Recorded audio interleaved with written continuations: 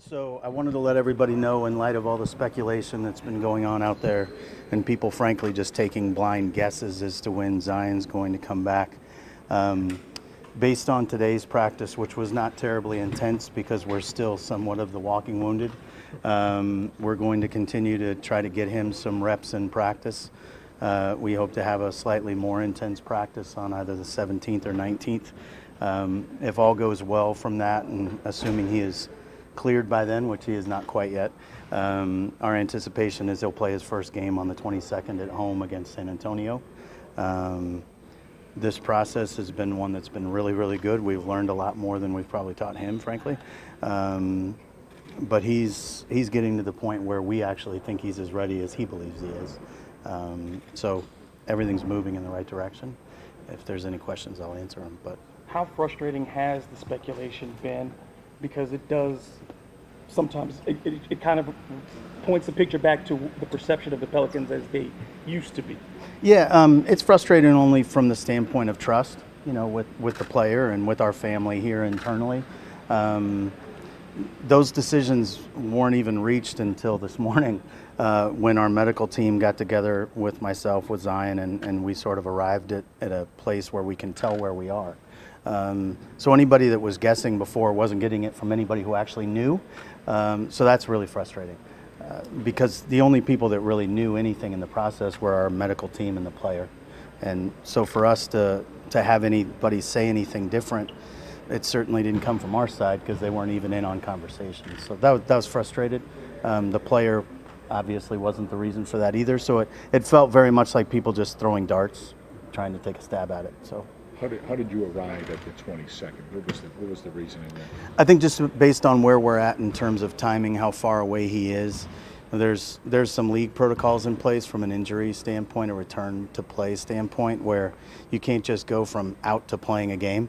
And so as we look at the timeline and the likelihood for when he gets his best work and when we can put him in the best position moving forward, we just feel like that's the right time.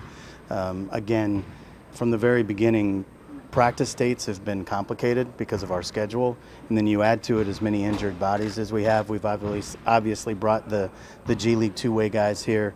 Josh and Zylan have been fantastic. Yesterday, the work that Zion did was as good as I've seen to this point, better than he was in the preseason. So we feel like he'll be a bigger, better version of himself, healthier version of himself moving forward, but it's just the timing of this has been difficult. So what does he have to do, David, what kind of thresholds? So, I think in terms of the tests that we've been asking him to pass and the things that we've been judging his progress by, there's several of them. Almost all of them are entirely objective and just numbers from when he was healthy previously to now. And in every objective measure, his numbers are better, quite frankly. There are a couple of those tests that are a little more subjective and a little more about the eye test. And in those tests, there's still things that we feel like, since he's taken this long already, we've let him go through the process to the degree we have.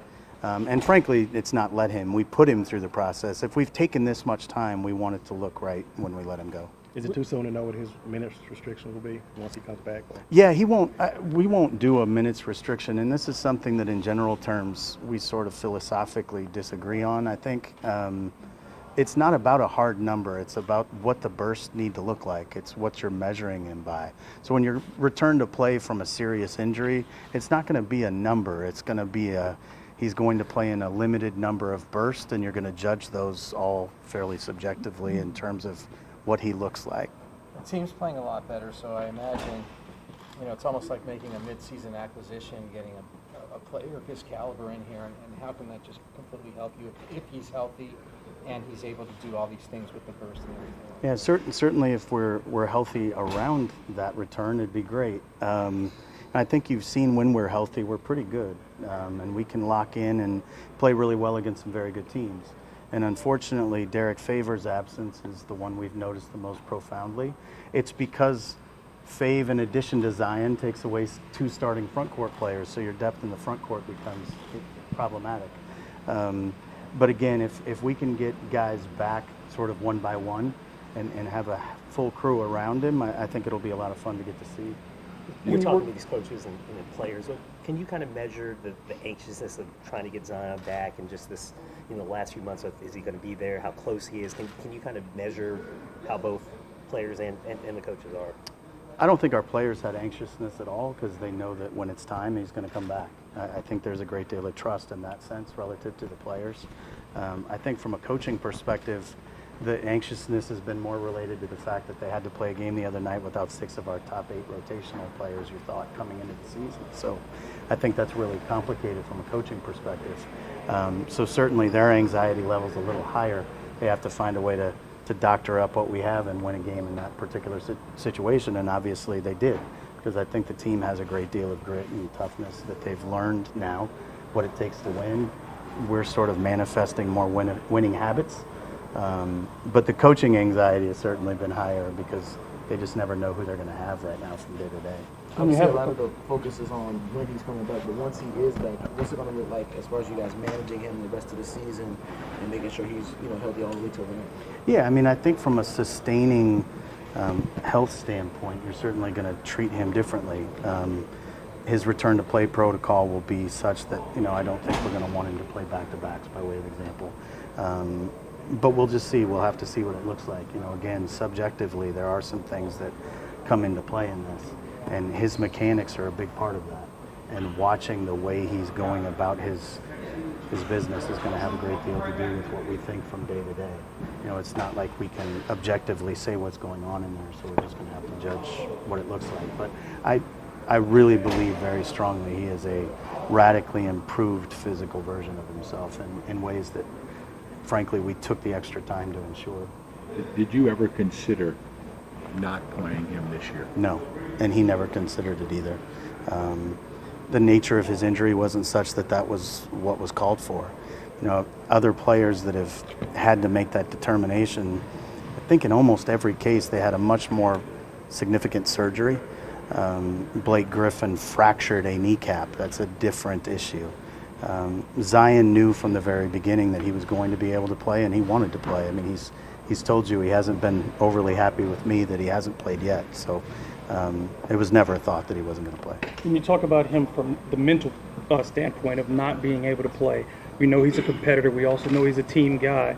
But how do you deal with him and just trying to not allow him to try to do too much too early? Yeah, and I think he'll talk to you all at some point this week. That's a good question for him. I think from my perspective, he's 19.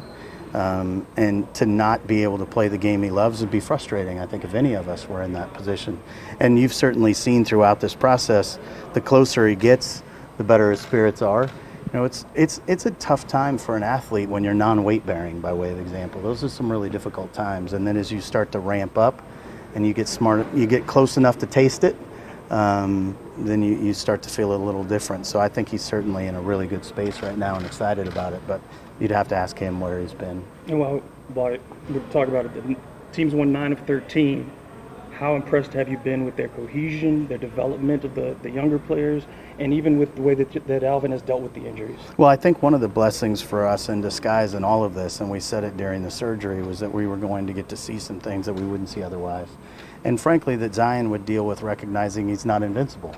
And that's not a bad thing early in the process either. So I think there's been a lot of positives that come out of this, but certainly the development of some of the younger players on our roster and some of the guys that weren't going to get an opportunity perhaps if we were fully healthy. And that extends beyond Zion's absence. I mean, our coaches have had to do a lot with a makeshift lineup often.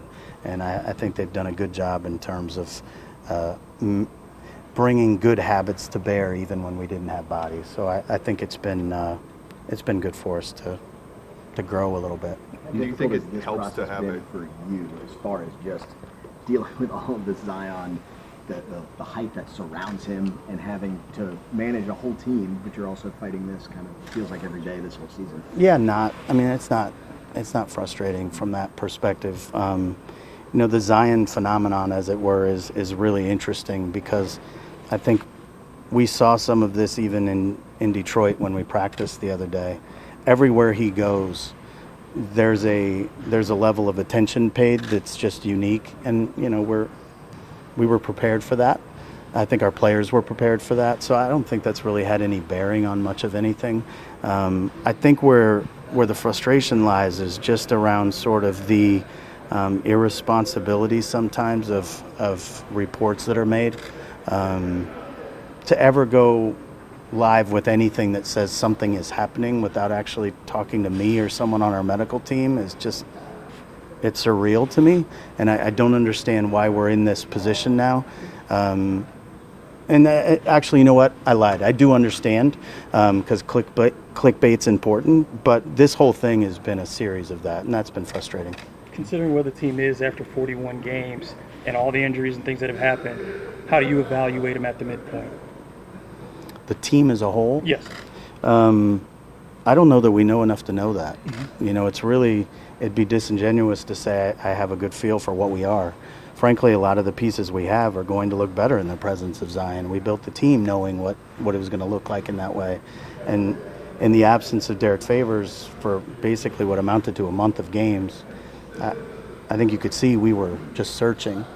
So what we're all optimistic about is that as we come down the stretch, we're going to be healthier, playing against a schedule that's not quite as difficult. You know, for our coaches to have to field a team with the most injuries, most games lost due to injury, and the toughest schedule against at one point. I know that was the case when we were in Philadelphia. That's tough. And I think we just need to find out what we're capable of being. I think the thing that's the most exciting about our group is you can tell we've got a lot of really good young talent.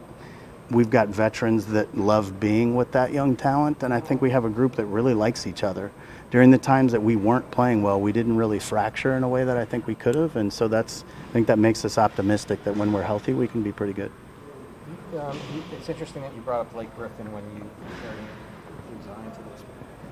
What I remember about Blake is that he needed to get leaner, but they were worried that he was going to lose some of his power that he had shown that made him the #1 draft pick. Is that how does Zion keep that power that he learned? Yeah, so I don't think in the Blake case it was necessarily a leaner situation that helps him share anything with Zion. It's the amount of torque they generate. They're so big and strong, and they're so explosive. They just generate more torque than other people. It's physics. So I think in terms of the similarities there are some in terms of what you look at. I think from our standpoint, the thing that made it stand out, and the reason I mentioned Blake's name is simply that. It's really not anything about the lean part. It's really more about how do you give a guy that manifests muscle as quickly as he does the amount of control he needs while still keeping him light enough to not generate more torque. So that's been a balance. That's been a dance for sure. Is he doing well with that, though? Yeah, very well. One of the benefits of him being out this long is that you can focus on a lot more than just the knee. So how much time has been spent on how he runs, how he jumps, how he moves around, just to make sure something like this doesn't happen again? Yeah, a lot. And we've talked already about the concept of teaching him how to walk again, which is sort of preposterous. But really, what it is just the whole kinetic chain. You're addressing everything. You're addressing ankle flexion, and then you're addressing knees and hips and back and everything else. And I think what's happened is his overall kinetic chain is in a much better position now because of this, and it starts with the fact that he's more flexible. And then once you make somebody more flexible, you have to give them the strength to control that flexibility. And that's been a dance, it really has been. But he's now able to do some things physically he wasn't able to do before. Particularly because of the amount of flexion he has in his ankles and his hips. So he's in a good space. So how much does it help to have I guess we're going to have a target date, maybe something to look for instead of maybe this week, maybe next week now, but so I can look at something. Yeah, I'm sorry to interrupt you, Andrew. While he would have liked to have played already, he was very grateful we were going to put a target on it. Because I don't think he gets asked anything by anybody anymore other than when are you going to play. So I think just ending that is probably a blessing. But again, it's really just a matter of we're close enough now to see what it looks like and to sort of theoretically land on this day will look like this, the next day will look like that. So no back-to-backs for sure, right? I would suspect when he comes back, I mean, again, I'm not our medical team, and we'll get into it deeper, but I would suspect that as he comes back, that's probably not something that will happen. Certainly not quickly. Now, the blessing is we don't play another back-to-back until I think the 3rd and 4th of March. He'll have a lot of minutes under his belt by then, so we'll see what it looks like. How reflective of this process is it that, Zion's often says, people say about him, he's an unprecedented player. I mean, do you think this process has reflected that there really has never been a guy that heavy who can jump like that, and that kind of explains the caution? Yeah, I mean, I think it's, again, we were talking about Blake, it's all related to the amount of torque you generate, how much power we have to help you be able to control, and how do you give someone the ability to control all of that from a strength standpoint without continuing to get thicker. And so, yeah, it's been a delicate process for our medical team, and I think they've done a really, really good job. And I think Zion's done a remarkable job in his work rate and the things he's done as well. So he's not torn any Nikes at the seams anymore. No, but I will say Jordan has done a remarkable job of reworking and re-engineer what they do around him for sure. Aside from the speculation, can you understand why fans are a little confused when the original timetable was 6 to 8 weeks and there was no setback, and now we're talking 13 plus? Sure. Yeah, I get that. And I'm appreciative of that. And at the same time, my job isn't to stick to the initial timeline. It's to put him in the best position to succeed. And so I get the frustration of it. I'd also hope we have a trust level right now that says, we're going to do the right thing for the kid long term, and that's what we made the determination to do. With the trade deadline approaching, how do you sort of see this team? I mean, I know you've said before you don't want to be a buyer or you don't want to be a seller. You want to stay competitive. Has anything changed as far as just playing better in the last few weeks, and how do you kind of approach that coming up? Nothing's changed relative to playing better in the last couple of weeks. What we really want to see is what it looks like. And that part has been somewhat complicated. Again, as I said, you never even know who we're going to have from day to day somewhat. So it's been hard to really get a grasp on who we are, but more importantly, if we were going to be a buyer, what would we get that's better than what we already have? That's not an easy answer when you can't see the whole thing together. So we're hopeful that we have some time pre-deadline to see that. Thanks, guys. Thank you.